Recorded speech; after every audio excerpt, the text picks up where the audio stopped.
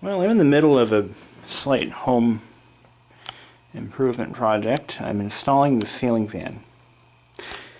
Now, you'll notice that I've basically bolted it directly to the beam. Now, it's not going to stay that way. What I'm going to do, I did that just to test to see how it looked. And I should also mention I made a nice video on assembling the fan, unpacking and assembling, but I deleted all the footage by accident. Whoops. So, this is all you're going to get.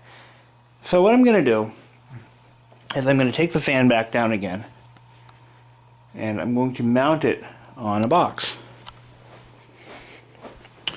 And I'm going to run some conduit. So this is going to be a real project.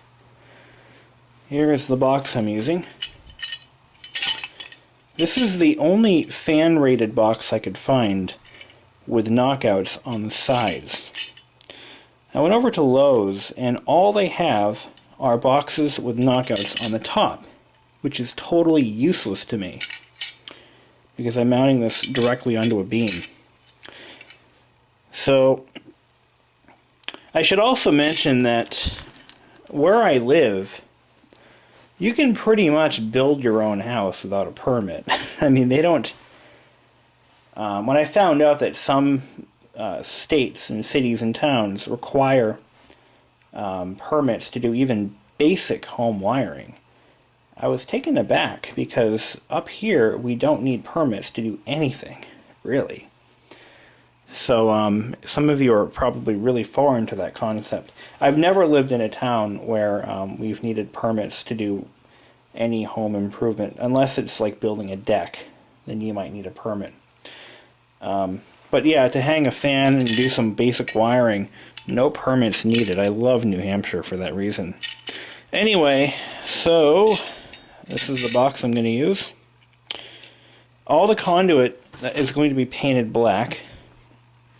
And I'll do a quick rundown of what I'm going to do here. So there will be a box up there, a straight stick of conduit going down to about here. It will then bend slightly. It will then terminate to an elbow adapter, run over here. Another elbow adapter. It's going to go straight down just a little bit. And I'm going to mount one of these. Where are they? This is going to basically go against the wall.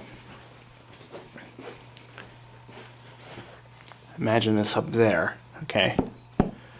And the wiring is going to go into the wall, down to about here, right above this switch. I'm going to mount a separate switch for the fan, and it's going to run off of this box here. So, this is my outdoor porch light. So it'll be that simple. And let me just make sure there's no studs here. Oh yeah, that's hollow.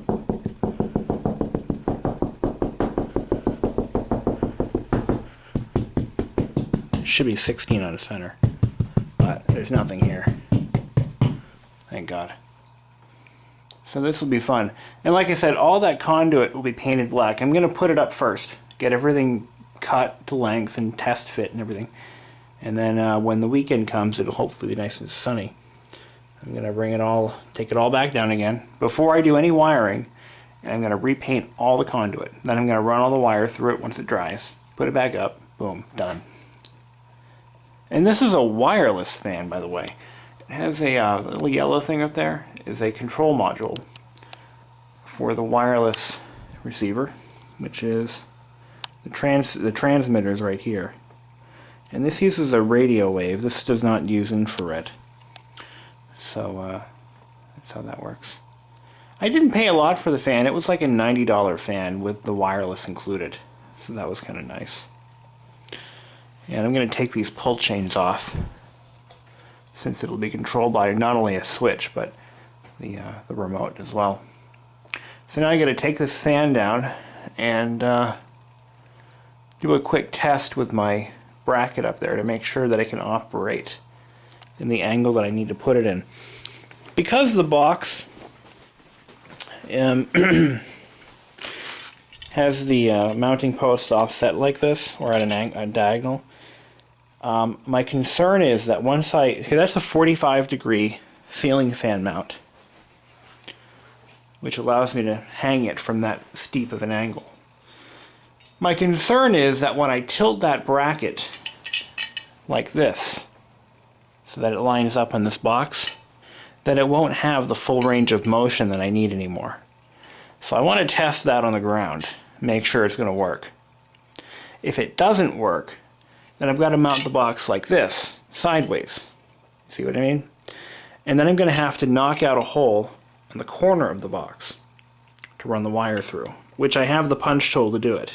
My dad, thankfully, has all those tools. He used to do wiring, and I have his pipe bender over there. So, either way, I've got to make this work, and I'm going to make it work, come hell or high water. And I have pre-measured the fan to make sure it is exactly, I'm sorry, it's actually a little more than, it's about 7.5 feet up. The electrical code is 7 feet. The blades cannot be any less than 7 feet from the floor. So I'm well within that. And when I add this box, it'll bring it down about an inch and a half or two. So let me get my ladders out, pull the fan apart, take it down, and mount me some box.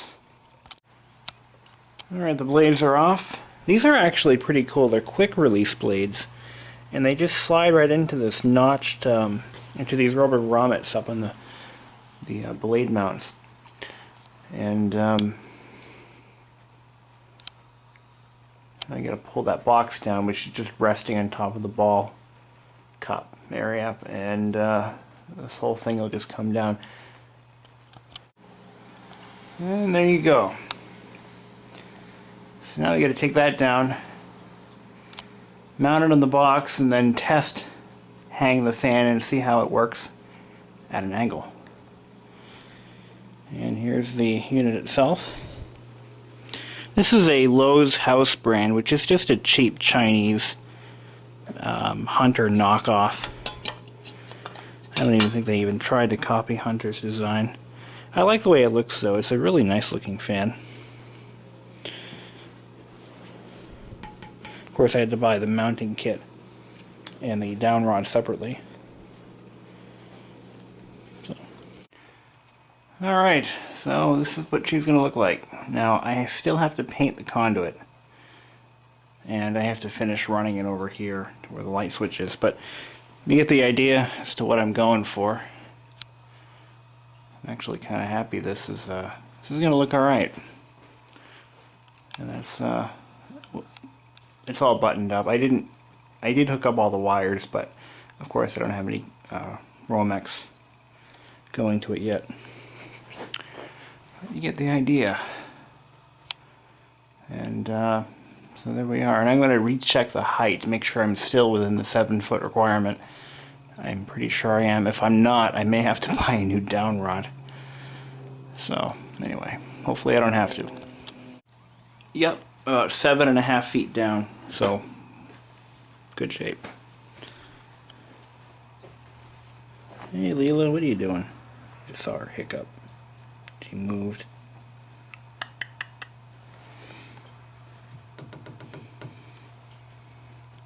Oh, no reaction. Alright, well I pretty much finished the conduit work. Decided to go this route instead of going over that way. Besides, it saves me the price of buying a whole other stick. Anyway.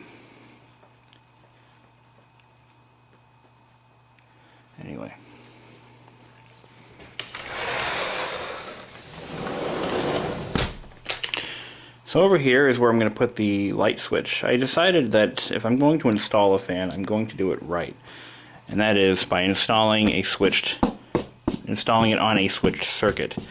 Since I don't have any other extra switched circuits, I had to make one. You're probably wondering why I didn't mount it next to this box and make a double box.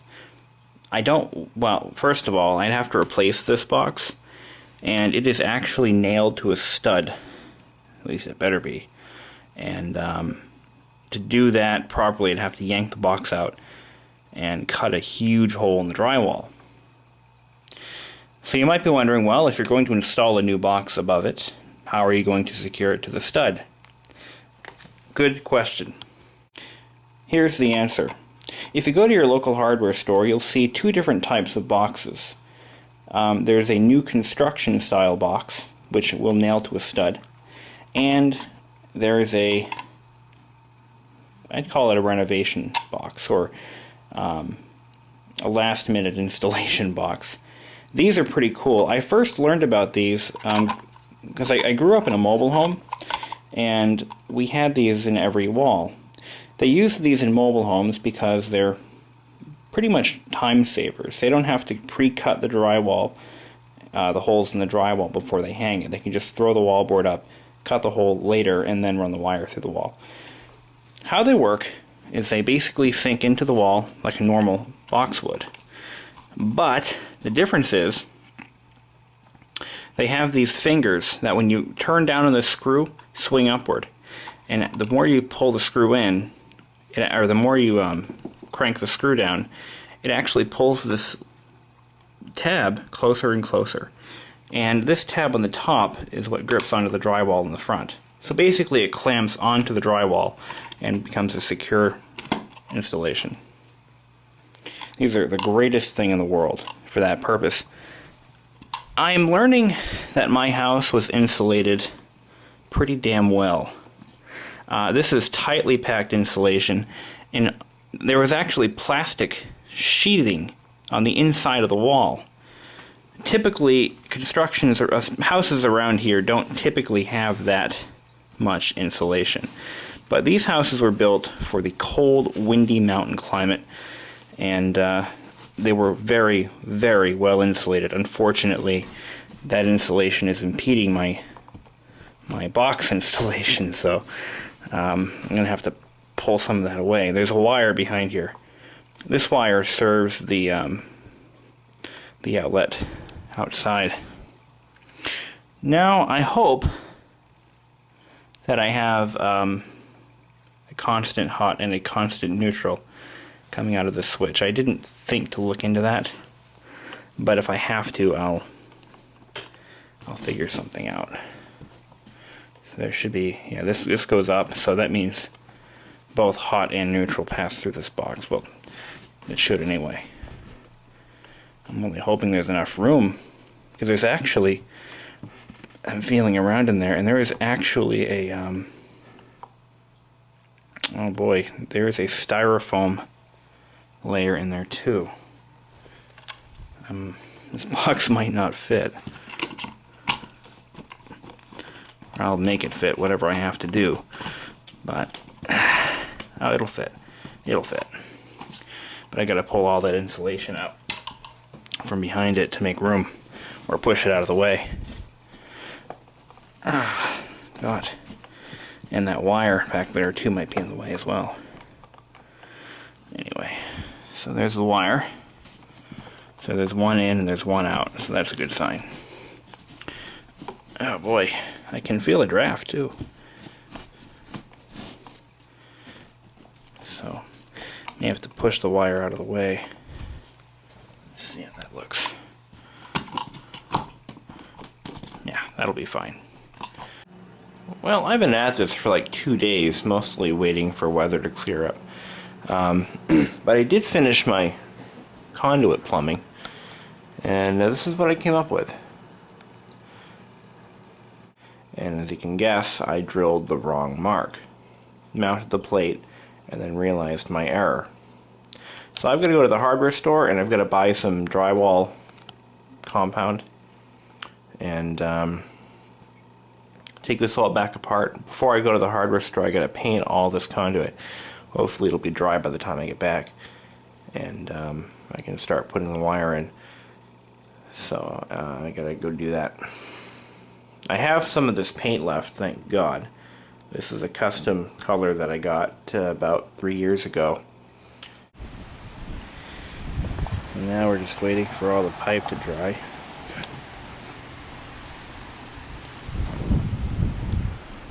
This is what I used for paint. Rust-Oleum black satin. It's coming out nicely.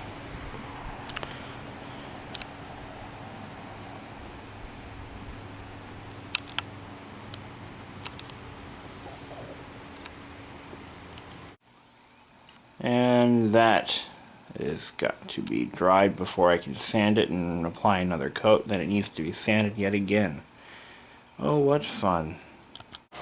I want to point out one thing that some people may not realize if they're doing their first conduit installation. As you enter a box, the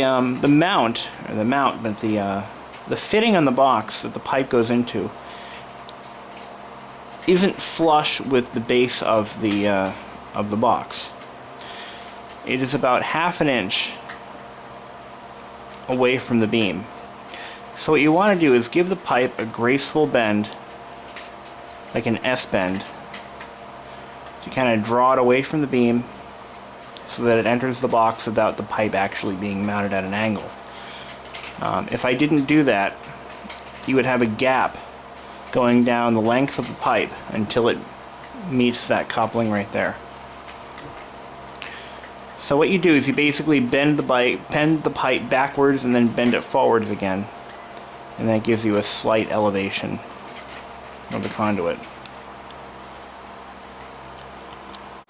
Alright, that's all patched up. You'd never know anything ever happened.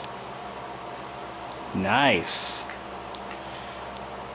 So now I'm going to run the wire, which will be a little daunting at first, but I think I can do it. Alright, the finished product. And I cleaned up my living room finally. All that mess I made. So here's the fan installed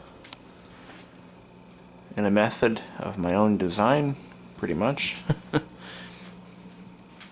The conduit has been painted, hung, strapped in, and this is something I'm especially proud of. Basically built that out of a couple of, well, a conduit box and a black pipe floor mount made of iron, and screwed it to the drywall with 4 mollies. So it ain't going nowhere. And in between those two pieces, to keep them from being separated, I cut a small piece of conduit, stuck it in there, actually threaded into the pipe mount. So she's pretty strong. I did make a huge mistake, as I showed you earlier in this video. That's all been patched up and painted over. And light switch installation went off without a hitch. Anytime you install a ceiling fan, you really should have a light switch on it, just in case something goes wrong with the wireless module, or you know, it's always a convenience that really should be there. I don't think it's required by code, but it really should have a light switch. This way you don't have to run all the way to the breaker if it malfunctions or something. So, I suppose you guys want to see this thing run. Well, I've got the remote in my hand. Let's go ahead and turn the light on first. When I first turned the light on, I didn't know the thing had a dimmer. So, it was set to its lowest setting, and I'm looking at it like, what the hell? Why would it be so dark? What are those, 15-watt bulbs? And then I reminded myself that those are actually 20-watt bulbs, and no, I think they're 40 watt. Yeah, 40 watts a piece, and they're that dim? I mean, what the hell? So I'm like playing with the switch, and I'm pressing it, and I'm like, well, what the hell's going on? And then for some reason, I must have held it down by accident, and sure enough, it has a dimmer built in. Is that cool or what? Anyway, turn the fan on.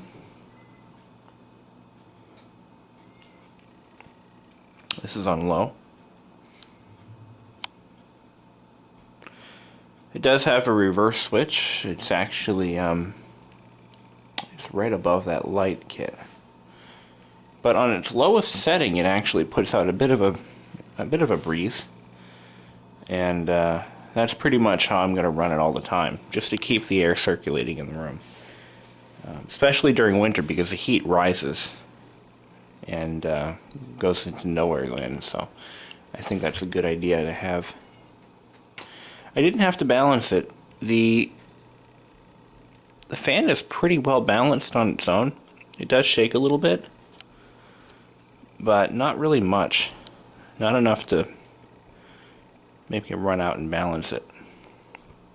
I think what I might do is take the blades off. I'm going to borrow a digital scale. I'll take the blades off and I'll balance them myself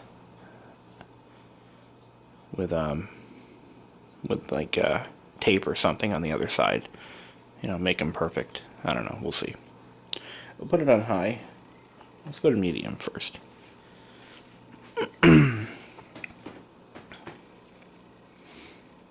Just marginally faster than it was in low, but I can feel the breeze pretty well from here. And we'll go straight to high. Now this fan, I just looked at the receipt. It was $89 for the fan. That included the light kit and the wireless kit.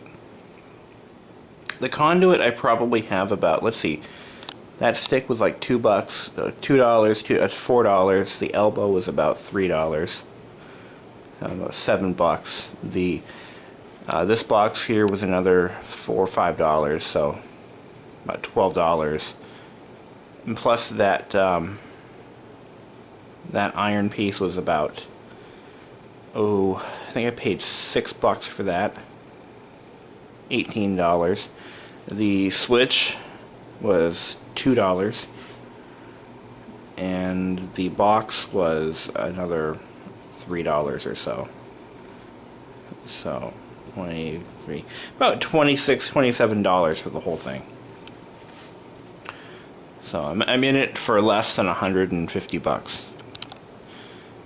The paint was another $4 or so. You know, so it didn't do pretty badly on this one. Really, it's just my time is what it took. I mean, a lot of time went into this, and a lot of thought. Originally, when I was going to put this up, I was going to drill a hole in the side of the beam here, and mount one of these boxes to the side of the beam, right? Run the wire in, and then drill up. So the wire would be running through the beam, and the conduit would go down the side of the beam like this. And I was going to be mounting the fan directly to the beam, the 45-degree angle kit. Oh yeah, that was like $30 right there. Anyway, maybe not that much, but the 45-degree angle kit was not included, and the down rod was another $20, and that was not included. So yeah, I'm probably into it for about $150. Long story short, I realized that if I had done it this way, I would not have any room to hide the wire nuts, and there's about 5-6 wire nuts up there, and that was not a good idea. And besides, I wanted to do it in a way that a professional would have installed it. So if I hired somebody to do this, he would have installed the box too. The box was $6. Anyway, so to make a long story short, I went with a box, and I am very grateful that I did, because it looks more professional, and it's still solidly mounted, so it's never going to fall down. And there's the story of my new ceiling fan. It's beautiful, and it really goes well with this house style. I mean, or with the way I've furnished the house. You know, I'm trying to go with a nice dark mahogany finish theme on everything I buy, and or as close as I can get. And and black is the accent color I'm going with. As you can see, the bell is black, the beam hangers are black, and it just works. So I'm going to end this video now. This is like a half an hour long. So, see you then.